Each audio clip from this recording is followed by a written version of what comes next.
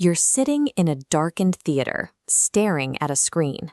Before a single black helmet or red lightsaber appears, the low brass section begins to growl. Your heart rate spikes. You brace yourself. You know Darth Vader is coming, because the music told you first. Go back to the 1800s, and you would find a very different audio landscape. Orchestral music was largely treated as pleasant filler, a way to mask the noise of stagehands moving props, or to give the audience something to listen to during scene transitions. Richard Wagner rejected this passive approach. He believed that relegating an orchestra to background noise was a waste of its psychological potential. He built his own theater in Bayreuth, Germany, to execute a concept he called the Gesamtkunstwerk, the total work of art. His rule was absolute. The music and the drama had to be completely indistinguishable from one another. This diagram illustrates the mechanics of the tool he perfected to achieve this, the leitmotif. A leitmotif is a distinct melodic fragment, harmonic progression, or rhythm that binds a specific musical identity to a person, a place, an object, or an abstract idea. By linking sound to specific identities, the composer shifts the audience out of a passive state. It requires us to track the score with the same attention we give to the dialogue, mapping the story through the ear. Identifying a character on stage is useful, but the true mechanical power of a leitmotif activates when that subject is physically absent. In Wagner's Ring Cycle, a character might be standing alone on stage, visibly unarmed.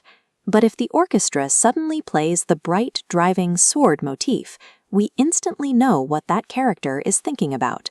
The music builds a layer of unspoken truth. A character can lie in their spoken dialogue, while the orchestra underneath them plays the theme of the person they are secretly conspiring with.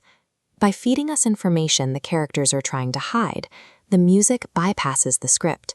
It grants us direct access to their private, subconscious monologue.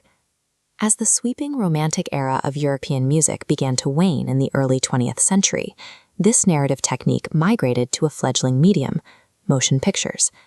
Emigrating composers like Max Steiner and Erich Korngold brought this precise Wagnerian DNA to early Hollywood soundstages. They embedded thematic character identities into the very first synchronous film scores. Cinematic tastes eventually shifted. By the mid-20th century, the heavy operatic approach fell out of favor, replaced largely by the integration of popular jazz and pop music to drive film narratives. Then, in 1977, John Williams looked backward to score a science fiction film. By reviving the weight of a 19th century orchestra and assigning distinct, memorable themes to Luke Skywalker and the Force, he brought the leitmotif back to the forefront. The persistence and eventual dominance of this approach suggests that the 19th century leitmotif provides a structural clarity that modern visual media continues to rely on for its most complex narratives. A story requires its characters to grow, fail, and change. To remain effective alongside them, a leitmotif cannot maps a hypothetical heroism motif. It sits cleanly in a triumphant major key, often played by a bright instrument like a trumpet. It signals stability and confidence. But watch how the visual fractures if our hero suffers a defeat. The composer flattens the third note, shifting the structure into a minor key. They strip away the brass and hand the melody to a lonely flute. The underlying melody is identical, but the emotional context is gone. We hear the character's internal break before anyone on screen says a single word about it. When you understand how these thematic fragments operate, you realize a film score is an architectural web of psychological triggers.